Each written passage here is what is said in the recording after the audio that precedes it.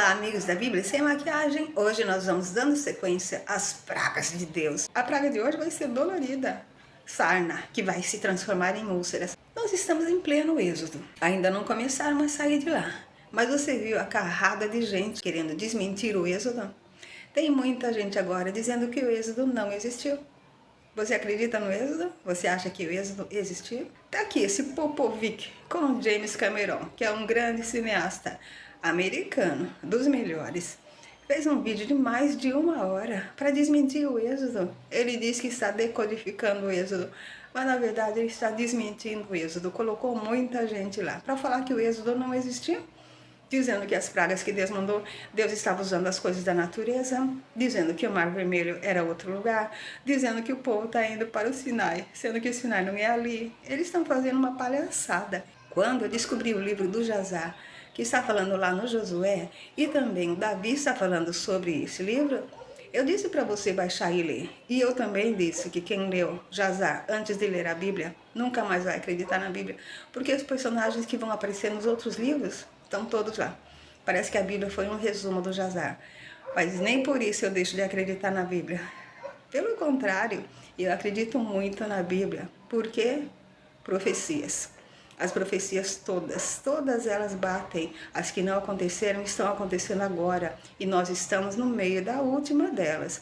Eu já falei para você que nós estamos no capítulo 6 do Apocalipse, a história dos cavalos e seus cavaleiros. Não é firme. Daqui a pouco nós vamos entrar no Armagedon. É a guerra entre Deus e o diabo. Não tem Bruce Willis. A Bíblia está aí, mas a Bíblia é um livro de fé. Uma pessoa que não tem fé vai ler 1500 vezes e vai acreditar na primeira dúvida.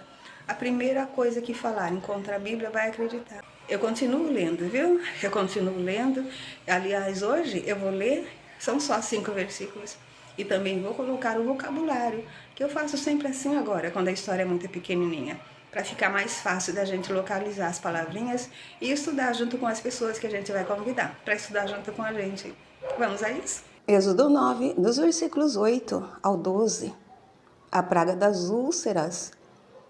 Então disse o Senhor a Moisés e a Arão: tomai os punhos cheios da cinza do forno, e Moisés a espalhe para o céu diante dos olhos de Faraó, e tornar-se-á em pó miúdo sobre toda a terra do Egito, e se tornará em sarna, que arrebente em úlceras nos homens e no gado por toda a terra do Egito. E eles tomaram a cinza do forno e puseram-se diante de Faraó, e Moisés a espalhou para o céu e tornou-se em sarna, que arrebentava em úlceras nos homens e no gado. De maneira que os magos não podiam parar diante de Moisés por causa da sarna, porque havia sarna nos magos e em todos os egípcios. Porém, o Senhor endureceu o coração de Faraó e não os ouviu, como o Senhor tinha dito a Moisés. E conforme o combinado, vamos agora ver o vocabulário. As pragas, pestes ou pestilências voltaram a estar apenas no título, mas eu vou sempre repetindo os livros em que você vai encontrá-las e acrescentando alguns para você ir se aprofundando nos seus estudos.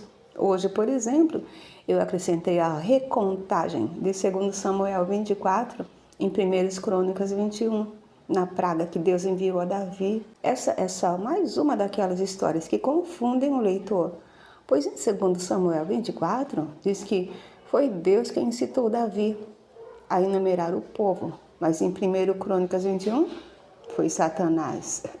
Eu te disse que às vezes a gente não sabe se a obra é de Deus ou do outro. De qualquer maneira, Davi, entre 3 opções, escolheu 3 dias de peste, ao invés de 7 anos de fome ou fugir por 3 meses diante de seus inimigos. 3 lindas opções que Deus ofereceu a Davi. Qual você preferiria? Mas entrando na história, então disse o Senhor a Moisés e a Arão: tomai os punhos cheios da cinza do forno, e Moisés a espalhe para o céu diante dos olhos de Faraó. O Senhor disse a Moisés e a Arão para tomar os punhos cheios de cinza do forno, pois ainda não havia fogão, nem a gás e muito menos elétrico. Era mesmo fogão a lenha, que ainda existe e que provavelmente vai voltar a ser usual para muitas pessoas no futuro próximo.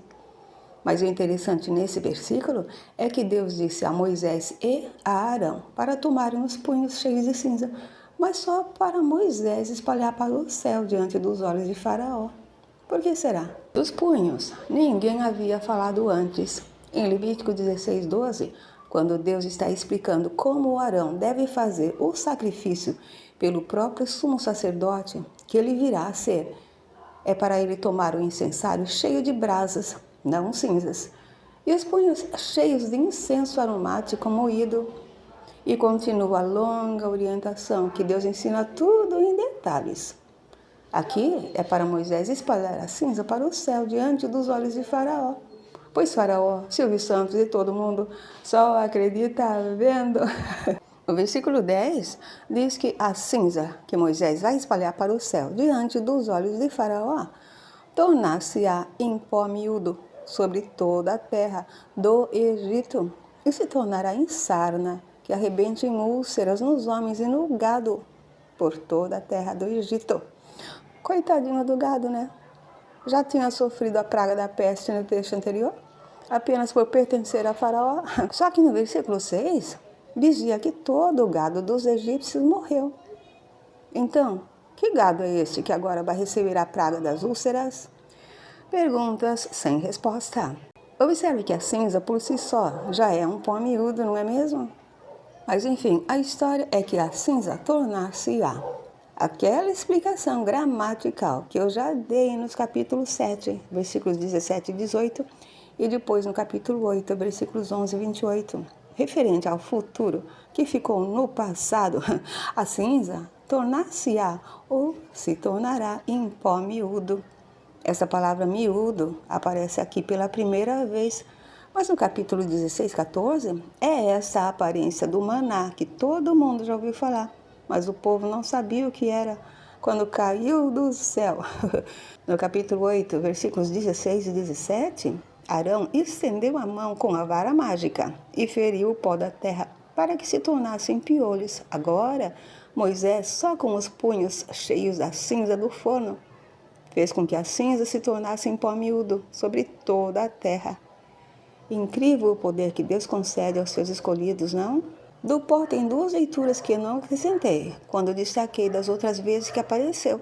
Estão nos cânticos de Davi, em 2 Samuel 22:43, e no cântico de Ana, a mãe de Samuel, pois era habitual falarem com Deus através dos cânticos. Não foi só Davi que fez salmos. No cântico de Ana, uma coisa que as igrejas nunca vão ensinar é o que ela diz no capítulo 2, versículo 8, que Deus levanta o pobre do pó e desde o esterco exalta o necessitado. Você sabe que o esterco é outra maneira de se referir ao número 2 das nossas necessidades básicas, né? E vai estar em muitas outras leituras. E está na Bíblia. A religião encobre muita coisa da Bíblia para fazerem de Deus um ser distante e não permitirem que as pessoas entendam que a Bíblia é a carta aberta de Deus para cada um de nós, pessoas comuns. É o nosso diário, deixado escrito através dos profetas, para a gente se atentar aos planos de Deus para as gerações futuras, que somos nós. Agora, o pó miúdo que Moisés vai espalhar sobre toda a terra do Egito é que vai doer, hein? Pois se tornará em sarna, que arrebente em úlceras nos homens e no gado, por toda a terra do Egito. 3 palavrinhas novas e indesejáveis: sarna, arrebentar ou rebentar, e as úlceras. Em Levítico 21:20, o sarnento da semente de Arão está excluído de entre aqueles que podem se chegar a Deus para fazerem oferta. E no Deuteronômio 28:27, a sarna faz parte dos castigos que os israelitas vão sofrer por causa da desobediência do que Moisés estava ensinando. As úlceras também vão fazer parte desses castigos. E é por essas e outras que quem conhece a Bíblia tem medo de se aproximar dos negros, pois sabem que estes eram os personagens bíblicos, tanto os egípcios quanto os israelitas. Enfermidades não faltam nas maldições que o povo receberia. Não obedeceram, receberam. O versículo 10 confirma que eles tomaram a cinza do forno e puseram-se diante de Faraó, e Moisés a espalhou para o céu e tornou-se em sarna, que arrebentava em úlceras nos homens e no gado. E é claro que a sarna se arrebentaria em úlceras E ainda tem gente que procura a sarna para se coçar. E a sarna era tanta, de maneira que os magos não podiam parar diante de Moisés por causa da sarna, porque havia sarna nos magos e em todos os egípcios. Já pensou que cena dos magos, hein? Com todo o seu poderzinho?